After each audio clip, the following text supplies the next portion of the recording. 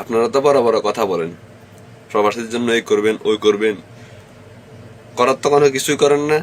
আর যেগুলো আছে ওগুলার বাঁচ দেন।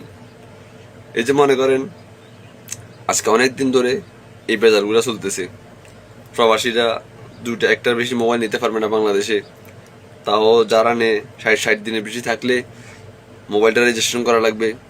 আমার কথা হলো ভাই, ফোনটা আমার টাকা দিয়ে কিনা, তোদের টাকা দিয়ে তো কিনা না। হ্যাঁ, আমি কষ্ট করে টাকা ইনকাম করে ফোনটা কিনবো, বাংলাদেশে একটা নেমু বা 10টা নেমু। হ্যাঁ, একটা নিয়ম করার সমস্যা নেই। যে অনেকে আছে যে কয়দিন পর পর বাড়িতে যায়, ব্যবসা করে মোবাইলের, তোরা তাদেরকে ধর। তোরা সাধারণ মানুষকে কেন এরকম হয়রানি করস? যারা মোবাইল সপ্তাহে মিলে 100টা 200টা নেই ব্যবসা করার জন্য, তাদেরকে তোরা ওইগুলা পদক্ষেপ নে। তোরা ওইগুলা করবি না, মানে সবার ফোন দিয়ে তোরা আঙ্গুল দিবি। মানে তোরা কি বাংলাদেশের ধ্বংস করতেছস? হ্যাঁ, তোরা মানে প্রবাসী করে চিনস না। ইচ্ছা করলে বাংলাদেশের এনে গোল লাড্ডুর মতো করে দিতে পারবি, বুঝতে জানোস? কি কাজ কারবার! 60 দিনের বেশি থাকলে মোবাইল নাকি রেজিস্ট্রেশন করানো লাগবো।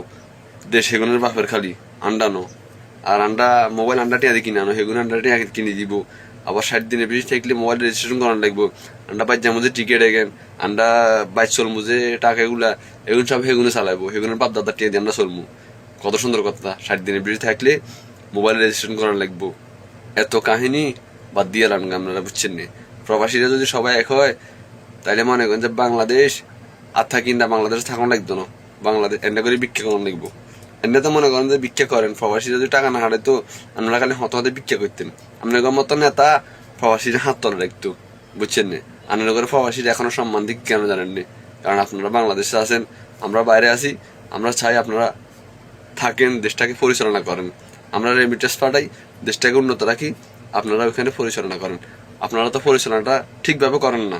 আর যে টাকাগুলো দিই ওইগুলো আপনারা কি করেন? আপনারা কেউ ইউরোপে বাড়ি করেন, কেউ এমপি পদে খারান, আবার কেউ ওই খেলার মাঠে জয়লাভ করে তাকে 2 কোটি টাকা আপনি বকশিস দেন। ও মা, কি আরে কি টিয়া কি গাছের পাতা নাকি? আমরা তেনে বড্ডা বড্ডা সিনারাতে বলেছেন টিয়া তো রোজগার প্রবাসীরা বাংলাদেশে পাড়ায়।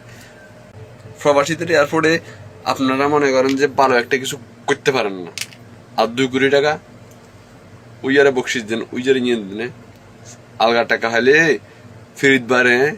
আরে নেতা গল কদিন বাদে হিন্দুত্বে লঙ্গি থাকতো না।